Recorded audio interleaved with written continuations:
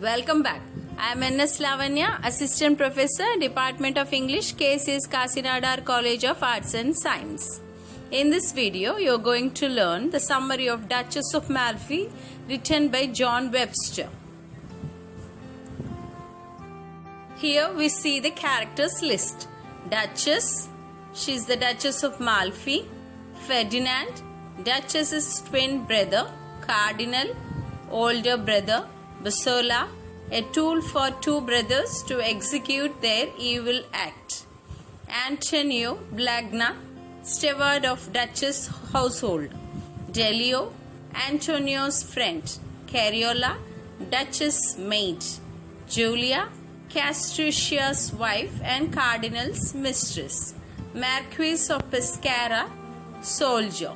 Castruccia, Silvia, Rodrigo, Grisolin, they are the courtiers under Ferdinand. The old lady, a midwife ridiculed by Bossolo for wearing makeup and spending so much for cosmetics. Mad astrologer sent to the Duchess during her imprisonment. Mad doctor, mad priest, mad lawyer. These people are sent to the Duchess to drive her crazy. Two pilgrims watch Duchess exile. Count Malatest, a soldier but avoids battle, so Antonio says and ridicules him as a coward. Now we see the introduction to the tragic play Duchess of Malfi. It is originally published as Tragedy of the Duchess of Malfi. It is a macabre, tragic play written by the English dramatist John Webster in 1612 to 1613. The play is loosely based on events that occurred between 1508 and 1513. It recounted in William Paynter's The Palace of Pleasure. The first scene laid in the chamber of the Duchess of Malfi. Antonio, steward, and Giulio, his friend, are in conversation. The former has just returned from France. From the attire, we know that he is very closely acquainted with the French theories. He tells the French has purged his court of all intriguers and dishonest courtiers, but they are still here in Malfi. Cardinal, brother of the Duchess, and Bossolo, the villain of the story, arrive. Bassola is an envious and dissatisfied person. Constantly follows the cardinal for rewards. Ferdinand, the second brother of the Duchess, Castruccio, and some other courtiers enter. As insinuated by Antonio, both the brothers are wicked and crooked. They use all kind of intrigues to serve their own ends. Bassola gets a post in Duchess' place and works as a spy for them. Main motive of the brothers to prevent their sister from marrying a person of low rank to avoid disgrace to the family. Before leaving the court of Malfi, they warned the Duchess they would punish her husband to death if she disobeys them. But Duchess is already in love with her steward, Antonio. She already decided to marry him. She takes Cariola, maid, into her confidence and calls Antonio to her room to confess her love for him. They marry with God and Cariola as witnesses. This marriage might be ratified later on in the church, but she resists. 9 months later, in the palace of the Duchess, Bassola instructs Castruccio as how to become a courtier. His advice directly reveals the intrigues prevail in the court. The arrival of an old lady, and he rails at the folly and frivolity of women and at their fondness for cosmetics. The Duchess is in an advanced state of pregnancy. Bossolo suspects that she is pregnant, so he gives an apricot. As soon as she eats, she has severe labor pains and is taken to her room. On the advice of Giulio, Antonio informs others that the Duchess is poisoned by Bussola. In order to hide the truth, Antonio says that the jewels of the Duchess have been stolen. The officers in the palace should not move till morning. The happy news is brought that she delivered a son. Bussola comes out to find the mystery, as already informed that nobody should leave the room. When Antonio encounters him and asks why he left the room, he charges Bussola with stealing and poisoning the Duchess. Antonio inadvertently drops the horoscope of the child. Bussola guesses correctly and informs this to her brothers. The scene shifts to Rome and is laid in Cardinal's palace. Light on Cardinal's character. He is a libertine, seduced Julia, the wife of Castruccio, and keeps her as his mistress. Julia is on a secret visit to the cardinal. The servant informs her that her husband came to see her. Giulio comes there and finding her alone, makes love to her. He wants her to become his mistress. Julia leaves him and saying sarcastically that she will ask her husband about this matter. The scene is laid in another apartment of the cardinal's palace at Rome. The two brothers are shown alone together. Ferdinand is very much agitated.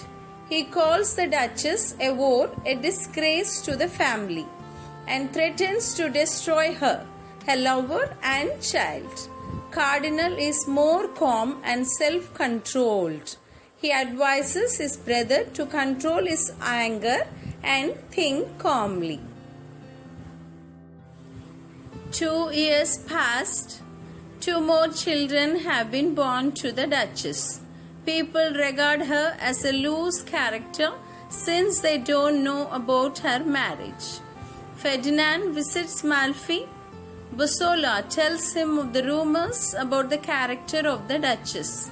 Ferdinand, her twin brother, forces her to reveal the name of her lover before he leaves. He is determined to take revenge on her lover. Next scene is a lengthy scene. It is divided into 4 parts. The first part presents an episode of domestic felicity. Antonio visits his wife. He slips away from the room with Cariola while the Duchess is talking to herself. She is unconscious of the doom that will overtake her in a few moments. She doesn't know who is listening to her, and she speaks in a way that she betrays herself to her brother, who has entered into a room and secretly listens to all that she says unconsciously. Ferdinand overhears her speak of her love and her children. He then reveals himself, gives her a dagger, and speaks angrily to her, accusing her of wanton and shameless conduct. She defends herself, saying that she is married. Duke is furious and warns her that she had best concealed her husband's name to save him from his revenge. Till then, Duchess does not realize the danger to Antonio, and now she decides that he must fly to Ancona for safety. She announces that he misappropriated her funds, so she dismissed him and plans to reunite with him soon. Bussola calls Antonio an unvalued jewel, pretending as though he is a good friend, thus gaining her confidence. She reveals her marriage secret. Like a child, she is innocent. Shows her innocence in all the scenes.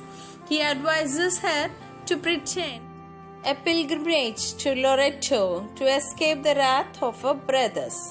Actually, he has a wicked plan to disclose this secret to her brothers. This is the palace of the cardinal at Rome. Emperor Charles V asks Cardinal to aid him in his military operations. Bosola reports the plans of the Duchess to her brothers. The Cardinal promises to banish both the Duchess and Antonio with the help of Pope and the Emperor. All reach the shrine of Lady of Loreto.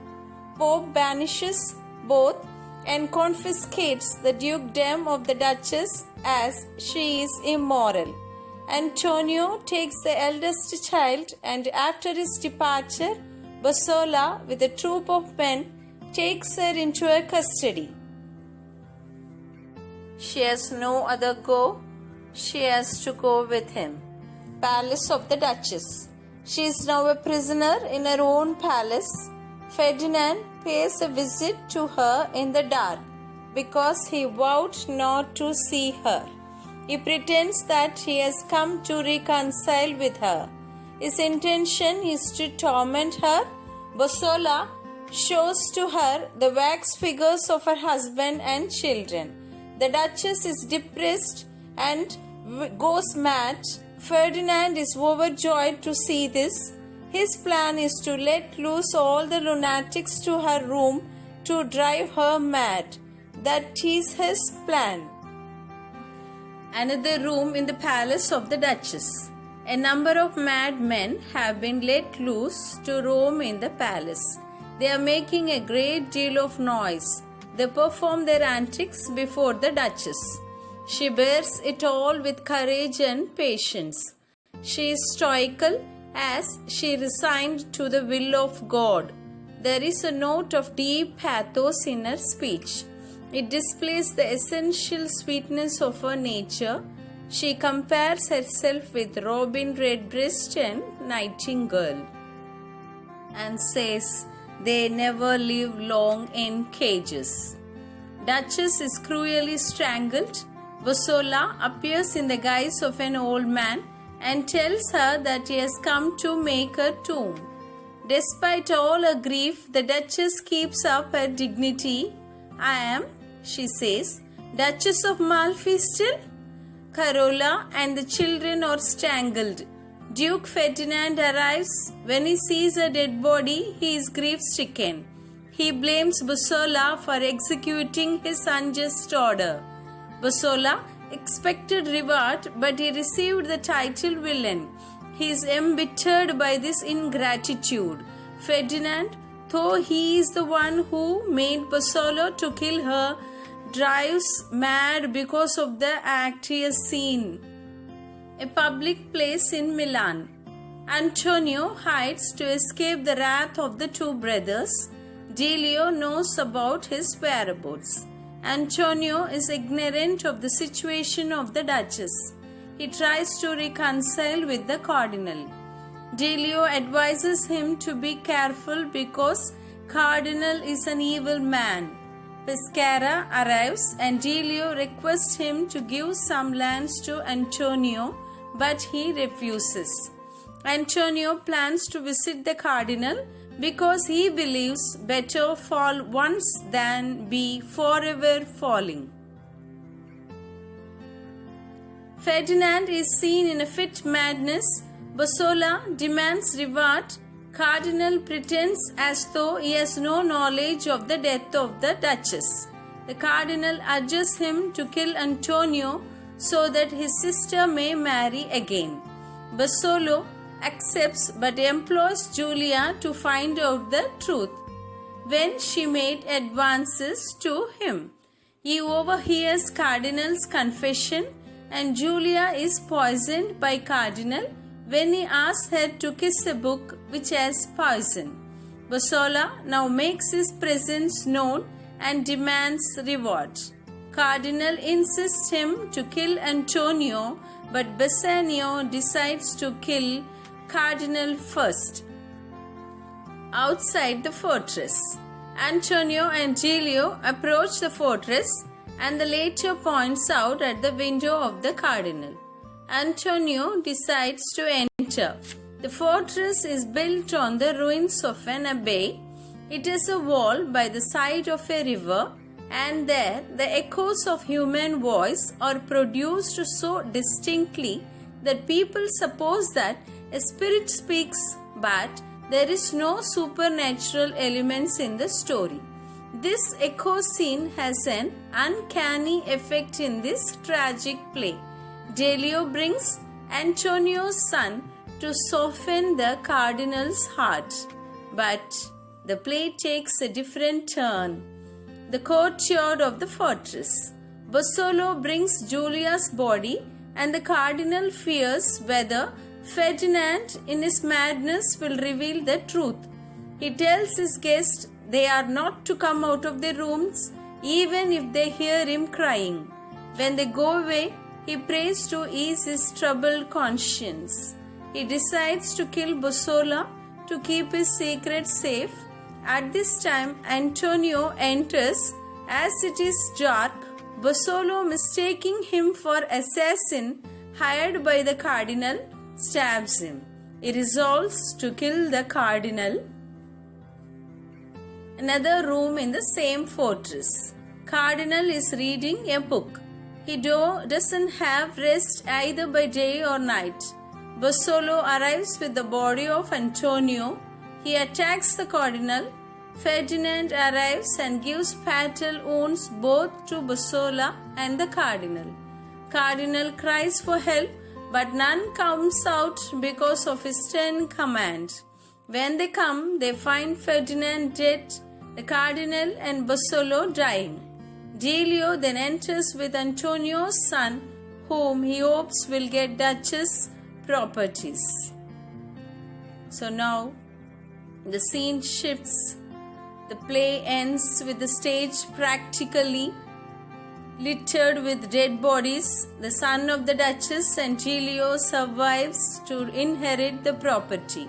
The son is a symbol of regeneration of the new order, which is to be built on the ruins of the old. Such was achieved in France. As Antonio revealed earlier when he was conversing to Delio in the opening scene of the play. Thus, we come to the end of the story. We meet again next time with another interesting topic. Thanks for watching.